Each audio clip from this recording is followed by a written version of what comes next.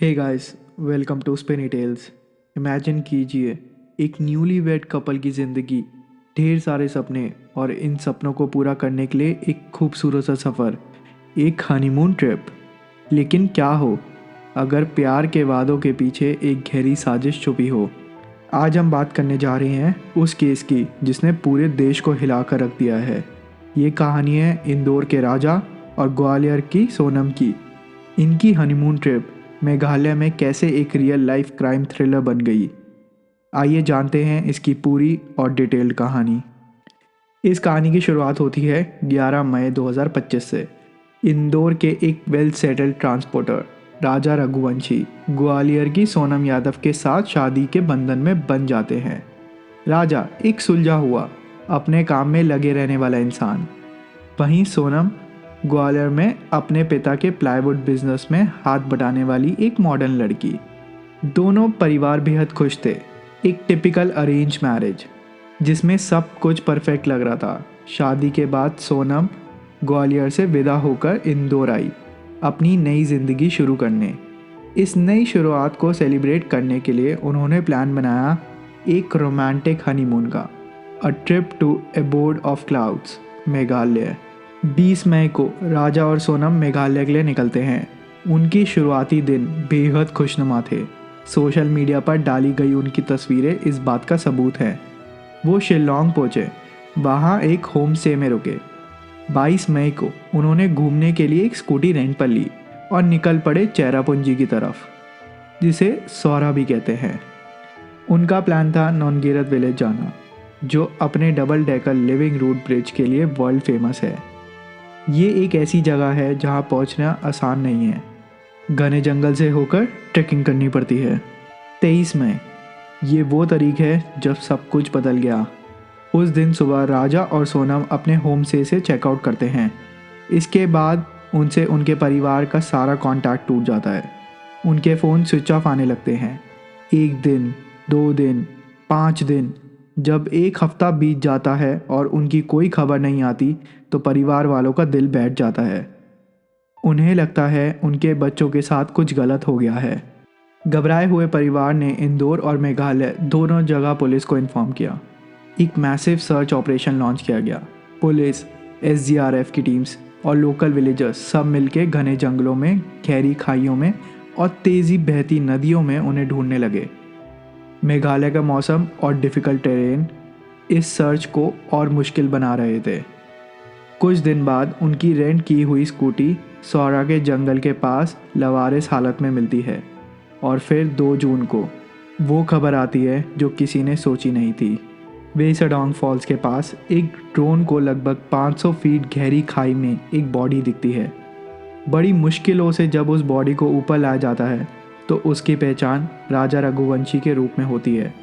The body was semi decompose, लेकिन ये कोई हादसा नहीं था। राजा के सर पे एक गहरी चोट का निशान था और उसी जगह के पास पुलिस को मिलता है एक खून से सना हुआ नाइफ और सोनम का एक रेनकोट।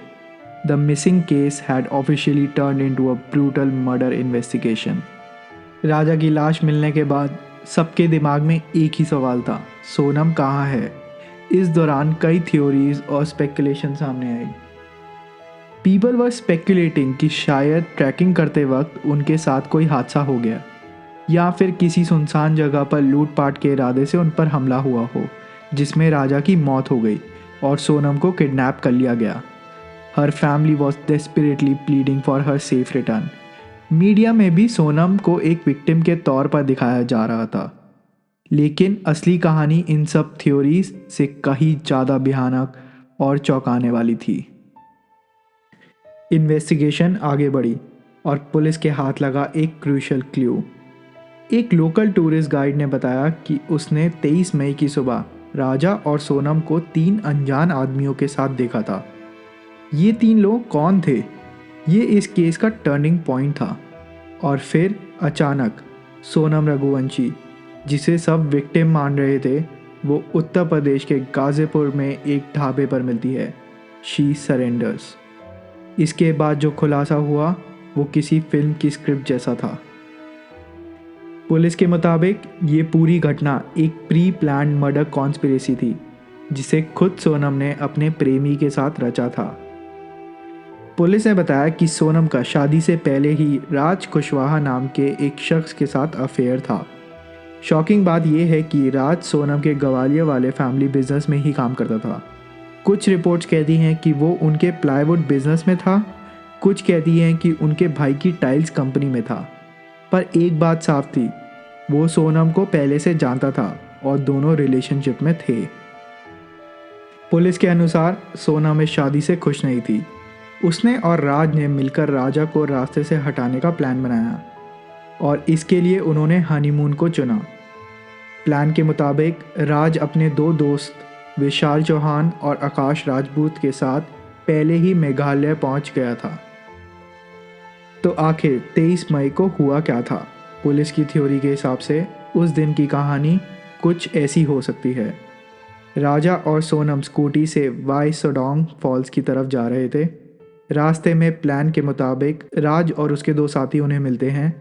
हो सकता है सोनम ने उन्हें राजा से अपने दोस्त या गाइड के रूप में मिलवाया हो। पांचों लोग वाटरफॉल की तरफ ट्रैकिंग करने जा रहे थे। जब वो एक सुनसान जगह पर पहुंचे तब राज और उसके साथियों ने राजा पर हमला कर दिया। नाइफ से उसके सर पर कई वार किए गए। इसके बाद राजा की लाश उन्होंने 500 फीट गहरी खाई में नीचे फेंक दी ताकि ये एक एक्सीडेंट लगे। The crime was brutal and cold blooded. इसके बाद सोनम, राज और बाकी दोनों आरोपी वहाँ से फरार हो गए। सोनम अलग रास्ते से यूपी के गाज़ीपुर पहुंची, शायद इसी इंतज़ार से कि जब मामला शांत होगा तो वो एक बेचारी दुखी विधवा बनकर सबके सामने आएगी। लेकिन पुलिस की तेज इन्वेस्टिगेशन ने उनके सारे प्लान पर पानी फेर दिया। आज सोनम और उसके तीनों साथी पुलिस की गिरफ्त में हैं। सोनम को गाज़ीपुर से 72 घंटे की ट्रांजिट रिमांड पर मेघालय लाया जा चुका है, जहां उसे सख्ती से पूछताछ होगी। The accused has reportedly confessed to the crime. ये घटना हमें कई सवाल सोचने पर मजबूर करती है। क्या प्यार इतना अंधा हो सकता है कि कोई जीवन साथी की शादी के सिर्फ 12 दिन बाद इतनी बेरहमी से हत्या करवा दे? क्या इसके पीछे सिर्फ अफेयर था या कोई फाइनेंशियल मोटिव भी? राजा का परिवार का कहना है उसने जो गहने पहने थे वो भी गायब हैं। एक तरफ राजा का परिवार इंसाफ की मांग कर रहा है, वहीं सोनम का परिवार अब भी उसके बेगुनाह होने का दावा कर रहा है। सच्चाई अब अदालत के सामने आएगी, लेकिन एक बात तय है, इस कहानी ने रिश्तों पर विश्वास उठा दिया है। एक हनीमून जो यादों का सफ़र होना चाहिए था, वो धोखे और मौत की एक ऐसी दास्तां बन गया है जिसे देश कभी भूल नहीं पाएगा। We sincerely hope justice is served swiftly in this case and that Raja Raghuvanshi soul finds peace.